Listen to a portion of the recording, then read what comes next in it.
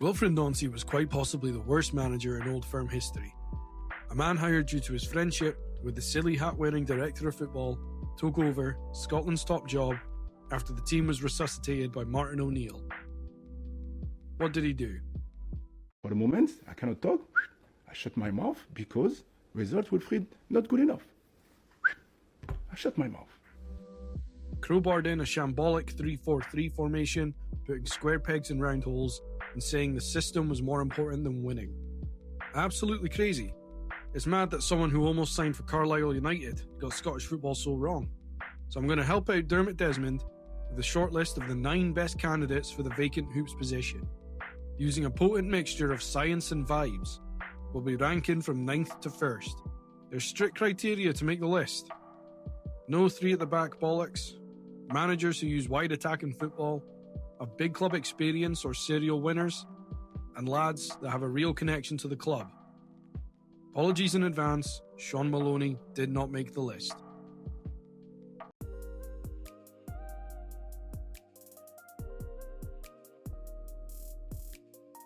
We had to start the list with a good Catholic lad.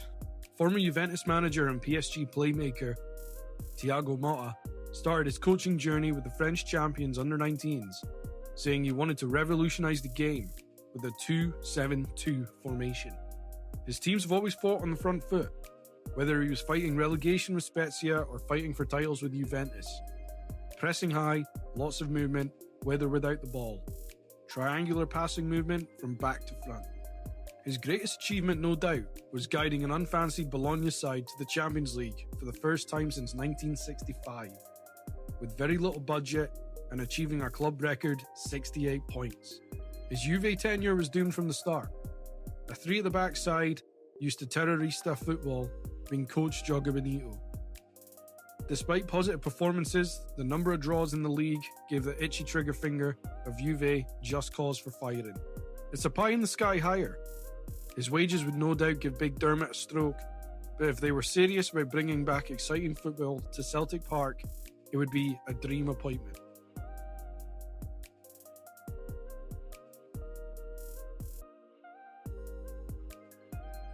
Soft-spoken German Daniel Farke has an incredible amount of experience in coaching despite no even being 50. A half-century of games between the Bundesliga and English top divisions.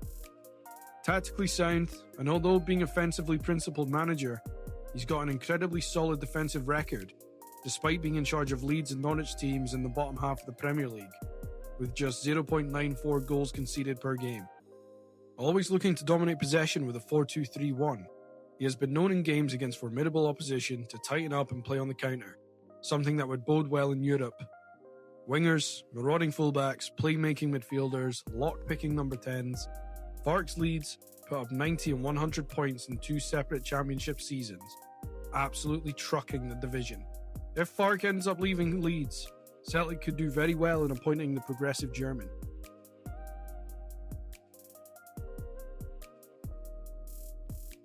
Now, bear with me here.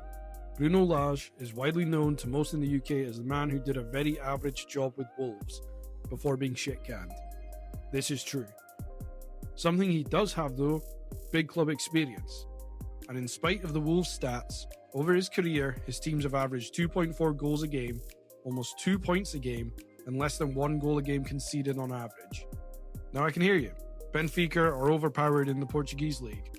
True, but the Portuguese league is more competitive than the Scottish Premiership. It hurts me to say that. But over there, you have Sporting, Porto, Braga, Vitória Guimarães putting up a fight. A fluid, attacking Bruno Lage Celtic would make easy work of Ross County and Livingston, typically utilising a 4-4-2 to create overloads on one side of the pitch. His Benfica teams have at times seen 3 attackers on the wing at once to overwhelm the fullback and drag midfielders and centre-backs out of position, creating space for the second striker. He is currently attracting interest from the Middle East, but I think he'd much prefer paradise to the desert. First of our proper Celtic men. Personally, I don't think Bruni has achieved enough in management or paid his dues in order to be considered. But his stature amongst the fan base means for the rest of his life he'll be in contention.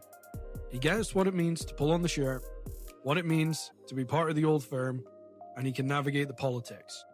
3 things Nancy could never understand. While his style of play, according to the fan forums of Ayr and Fleetwood, leave a lot to be desired, and his stats for both don't jump out at you, with better players and an ice-cold attitude, I could really see him pulling performances out of many of Celtic's current prima donnas.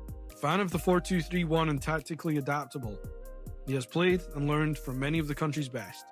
His teams will run themselves into the ground at a minimum, which would definitely go over well with the Parkhead faithful right now.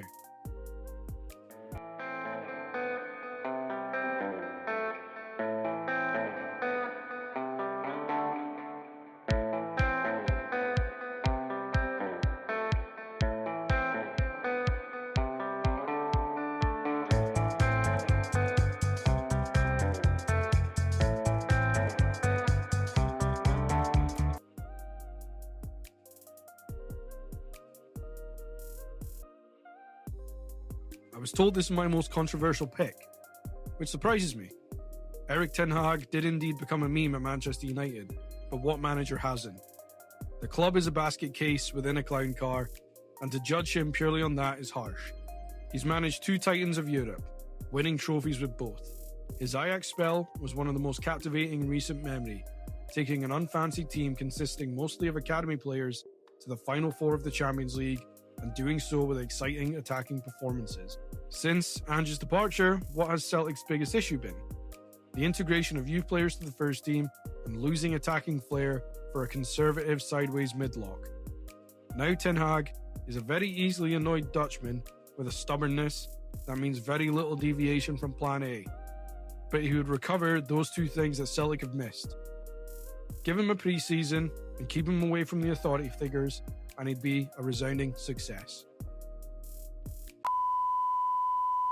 Yes, I cut the brakes! Wild card, bitches! Yeah! What?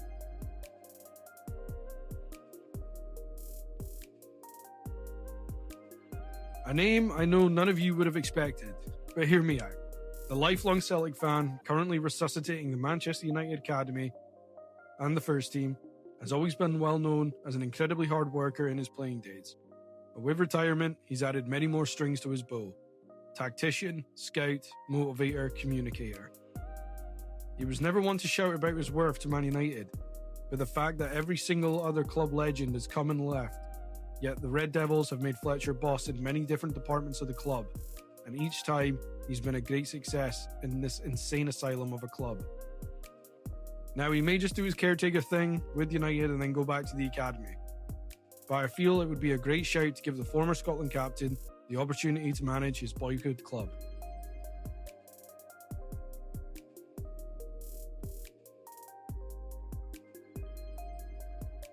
Damien Duff being so high up the list is not based on what he's achieved in management so far, but the potential he has. The former Celtic coach under N.LN helped secure a 9th in a row title and 4th in a row League Cup before departing for roles in the Shelbourne Academy and Republic of Ireland national team. He achieved great things at Shelbourne, including a league title in European football. He falls from the Mourinho coaching tree, so you know he's got that bit of bastard in him when you need to dig in. But by all accounts, he was generally an attacking manager in the League of Ireland. Also, he would be the cheapest option on the list. Currently a free agent and unlikely to demand high wages due to his relatively short managerial career to date, it could work.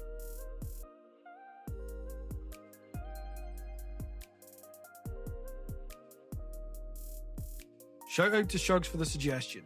The Belgian led Bruges to the league title in his first few months as boss, taking the demands and stress of Belgium's top job in his stride. After the club sold a number of key players in the summer, consistently winning was out the window, and Hayen was out the door, much to the annoyance of the fans. According to 6-7 Hail Hail, the rumour was the board made Hayen a priority before ultimately following the advice of inept director of football, Paul Tisdale, and hiring his mate Nancy. Mere weeks after his sacking at Bruges, he was hired by Genk, where it's been a slow start, but he's still getting his feet under the table. An expensive hire to get him out of his contract with Genk at this point. I think the Celtic board really does need to spend some money and appease their fan base by bringing him in.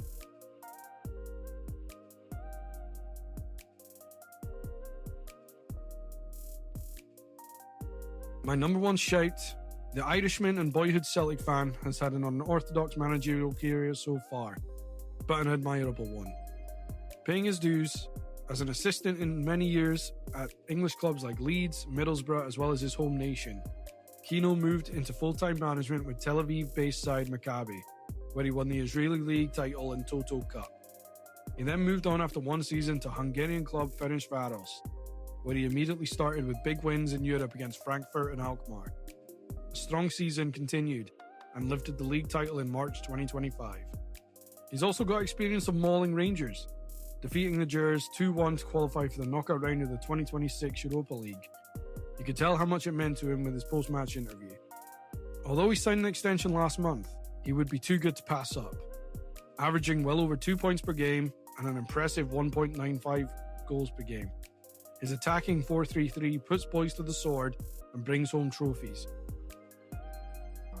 What's your thoughts? Who's your favourite from the list? Or have I missed someone out that you consider the best man for the job? As always, thanks for watching. Don't forget to like, comment, share and subscribe for more Scottish football content.